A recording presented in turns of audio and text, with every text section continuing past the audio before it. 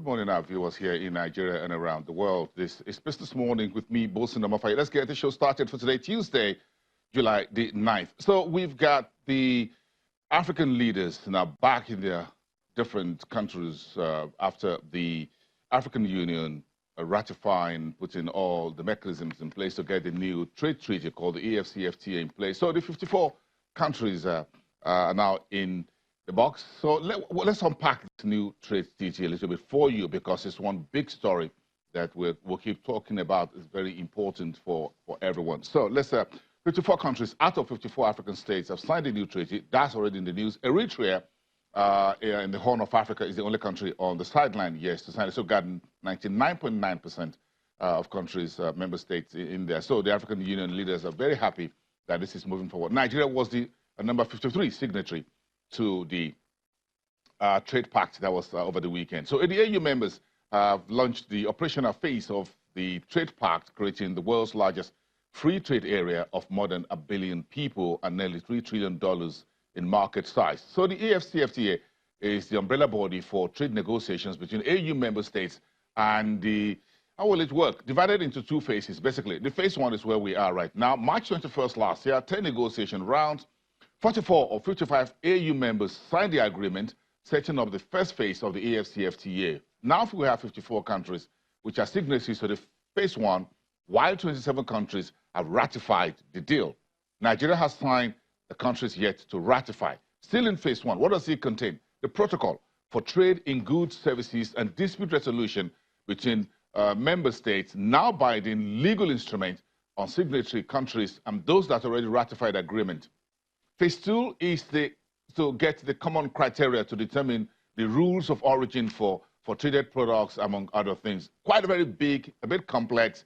We'll keep breaking this down for everyone to understand what the AfCFTA is really about. But just before President Buhari and his colleagues departed Niamey, the Niger capital, yesterday, Afrexim Bank, which is the trade bank, the DFI, behind the entire AfCFTA, placed $1 billion adjustment facility on the table to enable countries adjust in an orderly manner to the sudden tariff revenue losses as a result of the AfCFTA implementation. It's a bit of the stick and the carrot here. There's going to be a total review of the custom tariff areas and what have you that have been there. You have to break down a number of barriers. There are costs to come to countries that are signatories across the continent. So, Afrexim Bank under Benedict Orama has put $1 billion on the table immediately to support the 54 African countries already on the table to adjust to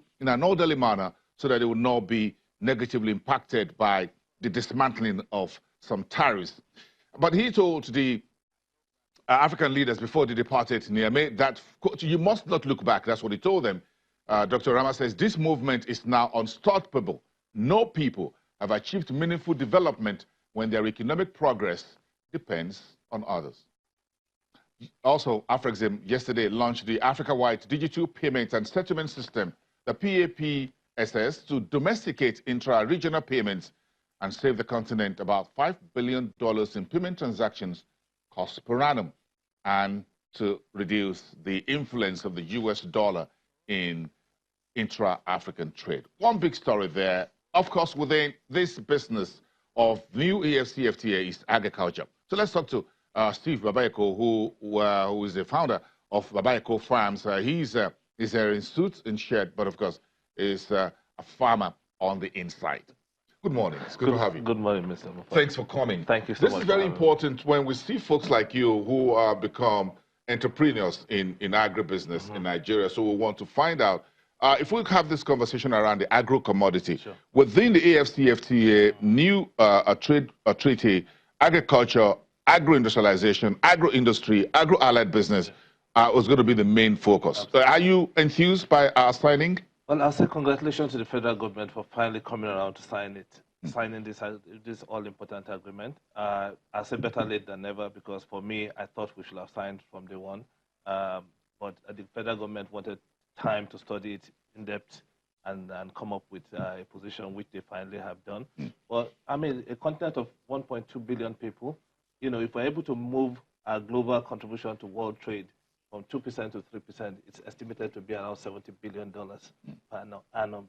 This is important. This is huge. This is Agriculture, huge. place agriculture, therefore, I see you on social media a bit on the farms and what have you. What are you working on as an agripreneur? Well, I mean, finally, we decided to do this because if you look at it, the two major gaps in the agricultural space in Nigeria is, one, we are actually not producing enough food to feed ourselves.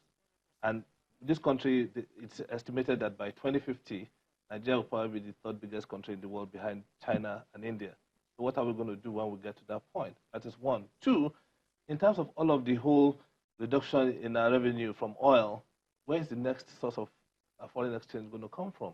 So it means that if the Federal Ministry of Agriculture and Rural Development is able to get all of the metrics that will help us produce quality food for export, we begin to see a big drive up in our foreign exchange. So that's why we decided to play in the area of palm oil production.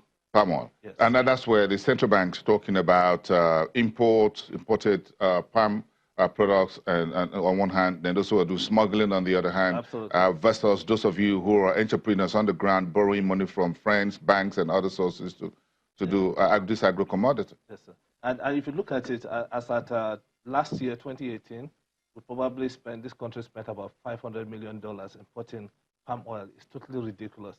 So I just felt the compulsion to not sit back and wait for all of these things to unravel or stop themselves. So we decided to partner with Corporate Farmers International. You know, I'm a businessman, I'm an entrepreneur. It's just to spot the gaps and see how, and even to just encourage the young people to say, look, agriculture can be cool again.